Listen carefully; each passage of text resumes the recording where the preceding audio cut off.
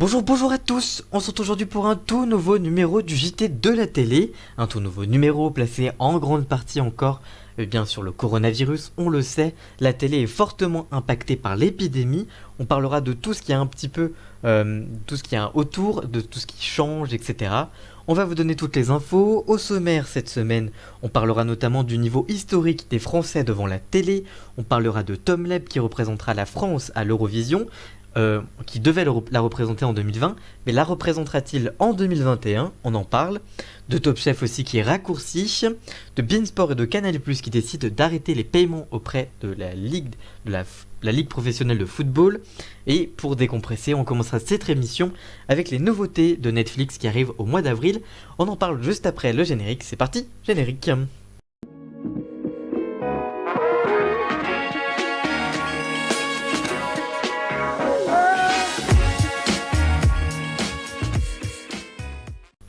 On commence donc cette émission avec les nouveautés du mois d'avril sur Netflix. Comme chaque mois, Netflix renouvelle ses programmes avec de nouveaux ajouts en films, en séries ou encore en documentaire.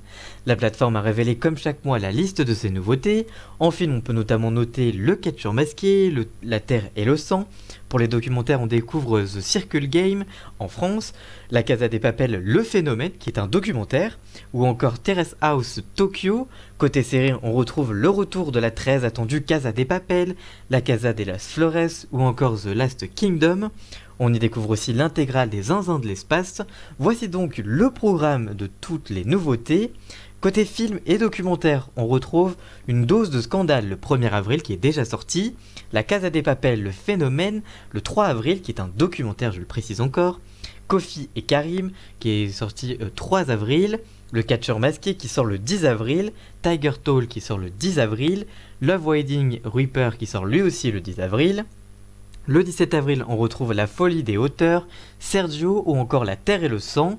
Le 22 avril, vous retrouverez Le Fléau de Breslau, Le Silence du Marais, The Willow's Clue. Ouais, c'est un petit peu bizarre à dire, je vais pas y arriver, donc je vais laisser ça comme ça. Je vous l'écris sur l'écran. Tyler Rake, le 24 avril, et enfin le 30 avril, Mensonge et Trahison, qui sera à découvrir.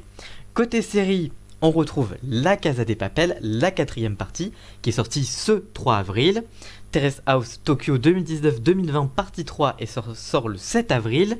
The Circle Game France, la première saison sort le 9 avril. Bro Brother, la première saison sort le 10 avril. Outer Bank, la saison 1 sort le 15 avril. Fari Hexagone, la partie 2 sort le 16 avril. Foda, partie 3 sort le 16 avril. Drôle de planète, la première saison sort le 22 avril. La Casa de los Flores, la saison 3 sort elle le 23 avril. Afterlife, la deuxième saison sort le 24 avril. The Last Kingdom, la saison 4 très attendue, arrive le 26 avril. Mais première fois, la première saison arrive le 27 avril. Et enfin, le 29 avril, vous retrouverez la première saison de 3 mètres au-dessus du ciel. Côté animé, vous retrouverez Pogno sur la falaise le 1er avril, Le Château ambulant le 1er avril aussi, tout comme Le vent se lève, Pomme Poco, Les collines au coquelicot, Si tu t'entends l'oreille, et enfin Le souvenir de Marnie qui sort également le 1er avril.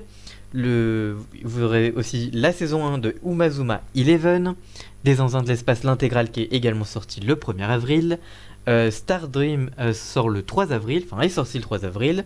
The Big Show Show sort le 6 avril. High Score Girl sort le 2 avril. Les Mômes de l'Apocalypse sort le 17 avril. Et enfin Salut Ninja, la deuxième saison, sort le 24 avril. Voilà donc pour toutes les nouveautés de Netflix qui sortent ce mois-ci. Jamais de leur histoire, les Français n'auront autant regardé chaque jour le petit écran que depuis le début du confinement à cause du Covid-19. En effet, c'est Médiamétrie, la société qui publie les audiences télévisées, qui révèle que les Français ont en moyenne passé près de 4h29 minutes par jour à regarder la télévision depuis le confinement. Pourtant en baisse depuis plusieurs mois, la durée d'écoute de la télévision est au plus haut, avec une hausse de 44 minutes par rapport à mars 2019 et 39 minutes par rapport à février 2020. Cette forte consommation de la télé profite notamment aux chaînes d'infos dont BFM TV, LCI et France Info qui signent des records historiques d'audience au mois de mars. CNews, elle, reste plutôt stable par rapport à d'habitude.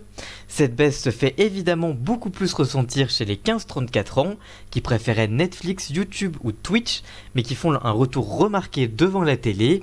En effet, en mars, ils ont ainsi regardé près de 2h15 par jour la télé contre 1h45 seulement un an auparavant et 1h48 en février 2020.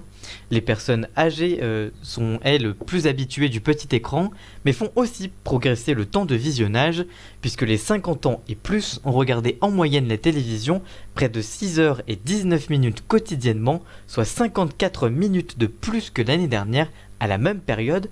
Le confinement a donc du bon pour la télé. Alors que la pandémie du Covid-19 fait rage dans le monde entier, l'Eurovision a été annulée cette année. Quelles sont les modalités de cette annulation? On vous dit tout dans cette partie d'émission. Tom Leb était le représentant de la France pour le concours de l'Eurovision 2020, mais il pourra aussi revenir l'année prochaine, mais sans sa chanson Mon Allié, ex The Best in Me. En effet, face au coronavirus, l'Union européenne de radio-télévision a décidé d'annuler la 65e édition de l'Eurovision. Elle ne la reporte donc pas. Elle devait avoir lieu aux Pays-Bas le 16 mai prochain. Les pays seront libres d'envoyer le même artiste pour défendre leur couleur en 2021, mais sans le morceau qui devra donc lui être différent. En guise de compensation, l'organisation envisage un événement musical européen cette année, sans compétition, pour mettre à l'honneur les différents interprètes ou groupes de cette édition 2020. Une bonne nouvelle pour Tom Leb, qui pourrait donc s'offrir une seconde chance après les avis mitigés des Français sur son morceau The Best in Me, depuis devenu Mon Allié. Le ministre de la Culture lui-même, Franck Riester, avait déploré la présence d'un refrain en anglais. Le 12 mars dernier, une version nouvelle, plus acoustique de sa chanson, rebaptisée donc pour l'occasion Mon Allié, avait été dévoilée sur les réseaux sociaux. Reste à savoir si France Télévisions renouvellera ou non sa confiance à Tom Leb en 2021 ou si elle préférera prendre un nouvel artiste pour cette nouvelle année. Après The Voice et Koh-Lanta sur TF1, c'est M6 qui raccourcit son émission de cuisine Top Chef à cause de l'épidémie du nouveau coronavirus, le Covid-19. En effet, à cause de l'épidémie, les chaînes doivent également s'adapter. Une grande partie des tournages de flux comme les fictions ont été interrompus, ainsi que les post-productions qui fonctionnent au ralenti depuis l'annonce du confinement. Pour pallier à cela, TF1 a raccourci ses programmes tels que Koh-Lanta ou encore The Voice, mais aussi ne diffuse plus qu'un seul épisode de ses séries, et c'est au tour de M6 de faire la même chose avec Top Chef, mais aussi sa série Why Women Kill qui ne diffusera plus qu'un seul épisode inédit. Mais du côté de Top Chef, pendant les 2 prochains épisodes, les 8 au 22 avril prochains, les épisodes termineront 1 heure plus tôt que les semaines précédentes. En effet, les épisodes s'arrêteront vers 22h35. La chaîne précise, je cite, « Au vu des problèmes de montage liés aux conditions sanitaires actuelles, c'est la seule solution pour maintenir le programme à l'antenne jusqu'à la finale. Cette décision a été prise dans l'intérêt des téléspectateurs pour qu'ils puissent suivre l'émission jusqu'à son issue. Pour l'heure, seuls 3 numéros vont être raccourcis.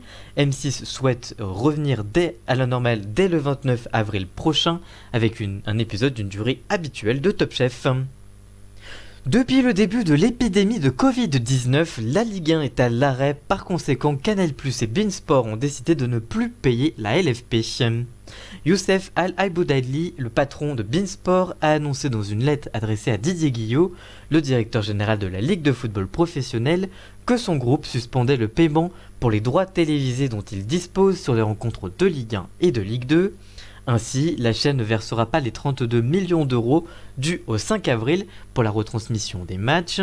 Les deux groupes, Canal+ et beIN Sport, comptent reprendre ces paiements à la reprise de la Ligue 1 et de la Ligue 2, mais ils ont prié la Ligue de leur indiquer les mesures qui ont été prises afin d'assurer la suite des championnats cette saison et la reprise de la saison prochaine. Un casse-tête qui est donc en cours car le début du calendrier pour la saison de Ligue 1 pour la prochaine saison est fixé le 8 août 2020. Or, si le championnat 2019-2020 est décalé à cet été, il pourrait rendre impossible le début de la saison 2020-2021. Ce décalage aurait aussi un impact sur l'accord entre beIN Sport et Canal+, dans laquelle le groupe qatari a sous-licencié une partie des matchs pour les saisons 2020-2024 à la chaîne cryptée qui doit assurer la commercialisation des offres beIN Sport sur sa box. Le groupe dirigé par Youssef Al-Baydadi a d'ailleurs précisé que cette décision a été prise indépendamment de celle de Canal+. En effet, le 28 mars dernier, c'est Maxime Saada, président de Canal+, qui avait annoncé suspendre son échéance de paiement du 5 avril à la LFP pour les droits sportifs de la Ligue 1 et de la Ligue 2.